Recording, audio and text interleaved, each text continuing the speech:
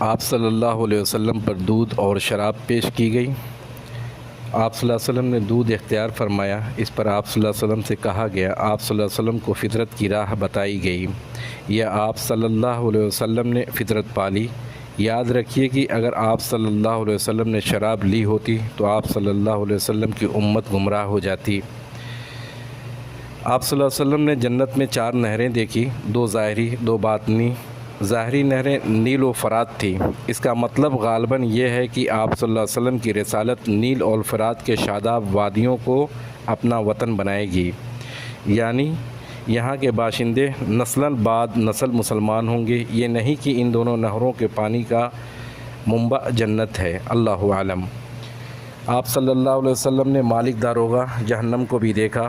وہ ہنستا نہ تھا اور نہ اس کے چہرے پر خوشی و بشاشت تھی۔ آپ صلی اللہ علیہ وسلم نے جنت و جہنم بھی دیکھی۔ آپ صلی اللہ علیہ وسلم نے ان لوگوں کو بھی دیکھا جو یتیموں کا مال ظلماً کھا جاتے۔ ان کے ہونٹ اونٹوں کے ہونٹوں کی طرح تھے۔ وہ اپنے منہ میں پتھر کے ٹکڑے جیسے انگار ٹھوس رہے تھے جو دوسری جانب ان کے پاخانے کے راستے سے نکل رہے تھے۔ آپ صلی اللہ علیہ وسلم نے سود خوروں کو بھی دیکھا۔ ان کے پیٹ اتنے بڑے بڑے تھے کہ وہ اپنی جگہ سے ادھر ادھر نہیں ہو سکتے تھے۔ جب آل فرعون کو آگ پر پیش کرنے کے لیے لے جایا جاتا تو ان کے پاس سے گزرتے وقت انہیں روتے ہوئے جاتے تھے۔ آپ صلی اللہ علیہ وسلم نے زناکاروں کو بھی دیکھا۔ ان کے سامنے تازہ اور فربہ گوشت تھا اور اسی کے پہلو بہ پہلو سڑا ہوا چھچھڑا بھی تھا۔ یہ لوگ تازہ اور فربہ گوشت چھوڑ کر سڑا ہوا چھچھڑا کھا رہے تھے۔ آپ صلی اللہ علیہ وسلم نے ان عورتوں کو دیکھا جو اپنے شوہر پر دوسروں کی اولاد داخل کر دیتی تھیں، یعنی دوسرے سے زنا کے ذریعے حاملہ ہوتی تھیں، لیکن لا علمی کی وجہ سے بچہ ان کے شوہر کا سمجھا جاتا۔ آپ صلی اللہ علیہ وسلم نے انہیں دیکھا کہ ان کے سینوں میں بڑے بڑے ٹیڑھے کانٹے چبھا کر انہیں آسمان اور زمین کے درمیان لٹکا دیا گیا ہے۔ آپ صلی اللہ علیہ وسلم نے آتے جاتے وقت اہل مکہ کا ایک قافلہ بھی دیکھا۔ انہیں ان کا ایک اونٹ بھی بتایا جو بھڑک کر بھاگ گیا تھا۔ آپ صلی اللہ علیہ وسلم نے ان کا پانی بھی پیا جو ایک ڈھکے ہوئے برتن میں رکھا تھا۔ اس وقت قافلہ سو رہا تھا، پھر آپ صلی اللہ علیہ وسلم نے اسی طرح برتن ڈھک کر چھوڑ دیا۔ یہ بات معراج کی صبح آپ صلی اللہ علیہ وسلم کے دعوی کی صداقت کی ایک دلیل ثابت ہوئی۔ اب علامہ ابن قیم فرماتے ہیں کہ جب رسول اللہ صلی اللہ علیہ وسلم نے صبح کی اور اپنی قوم کو ان بڑی بڑی نشانیوں کی خبر دی جو اللہ عز و جل نے اپنے آپ صلی اللہ علیہ وسلم کو دکھلائی تھی، قوم کی تکذیب، اذیت، ضرر رسانی میں شدت آ گئی۔ انہوں نے آپ صلی اللہ علیہ وسلم سے سوال کیا کہ بیت المقدس کی کیفیت بیان کریں۔ اس پر اللہ نے آپ صلی اللہ علیہ وسلم کے لیے بیت المقدس کو ظاہر فرما دیا اور وہ آپ صلی اللہ علیہ وسلم کی نگاہوں کے سامنے آ گیا۔ چنانچہ آپ صلی اللہ علیہ وسلم نے قوم کی ان نشانیاں بتلانا شروع کی اور اس سے کسی بات کی تردید نہ بن پڑی۔ آپ صلی اللہ علیہ وسلم نے جاتے اور آتے ہوئے ان کے قافلے سے ملنے کا بھی ذکر فرمایا، بتلایا کہ اس کی آمد کا وقت کیا ہے۔ آپ صلی اللہ علیہ وسلم نے اس اونٹ کی بھی نشاندہی کی جو قافلے کے آگے آگے آ رہا تھا۔ پھر جیسا کہ آپ صلی اللہ علیہ وسلم نے بتایا تھا ویسا ہی ثابت ہوا، لیکن ان سب کے باوجود ان کی نفرت میں اضافہ ہی ہوا۔ ان ظالموں نے کفر کرتے ہوئے کچھ بھی ماننے سے انکار کر دیا۔ کہا جاتا ہے کہ ابو بکر رضی اللہ تعالیٰ عنہ کو اسی موقع پر صدیق کا خطاب دیا گیا کیونکہ آپ نے اس واقعے کو اس وقت تصدیق کی جب اور لوگوں نے تکذیب کی تھی، یعنی جھٹلایا تھا۔ معراج کا فائدہ بیان فرماتے ہوئے جو سب سے مختصر اور عظیم بات کہی گئی وہ یہ ہے تاکہ ہم اللہ تعالیٰ اور آپ کی اپنی کچھ نشانیاں دکھلائیں، اور انبیاء کرام کے بارے میں یہی اللہ تعالیٰ کی سنت ہے اور اللہ تعالیٰ کا ارشاد ہے۔ اسی طرح ہم نے ابراہیم علیہ السلام کو آسمان و زمین کا نظام سلطنت دکھلایا تاکہ یقین کرنے والوں میں سے ہوں۔ موسیٰ علیہ السلام نے فرمایا تاکہ ہم تمہیں اپنی کچھ بڑی نشانیاں دکھلائیں۔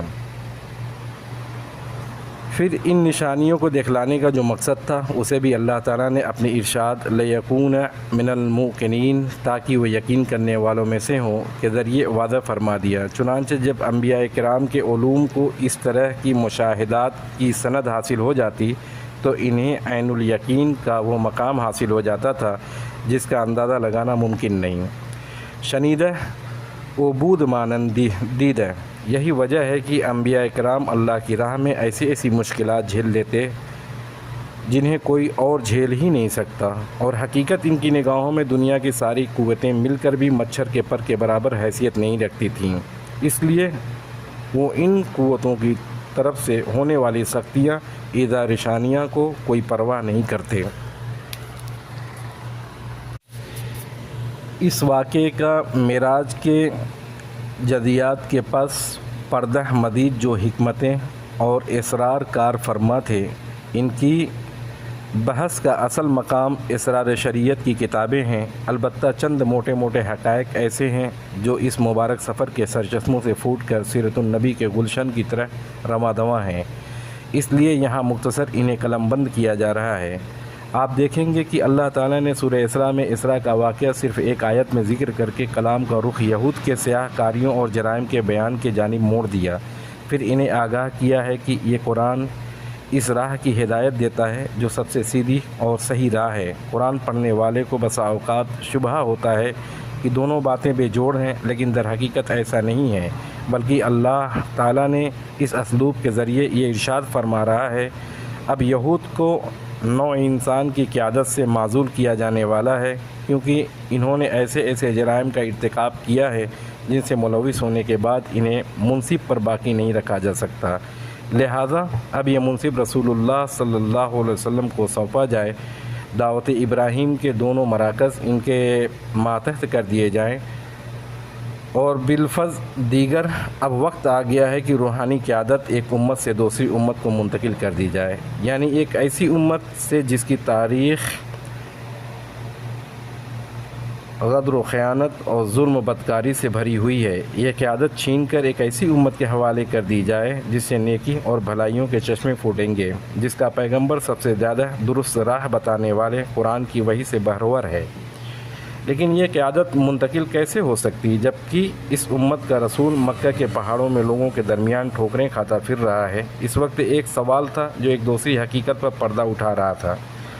وہ حقیقت یہ تھی کہ اسلامی دعوت کا ایک دور اپنے خاتمے اور اپنی تکمیل کے قریب آ لگا ہے، اور اب ایک دوسرا دور شروع ہونے والا ہے جس کا دھار پہلے سے مختلف ہوگا۔ اس لیے ہم دیکھتے ہیں کہ بعض آیات میں مشرکین کو کھلی وارننگ، سخت دھمکی دی گئی ہے۔ ارشاد ہے،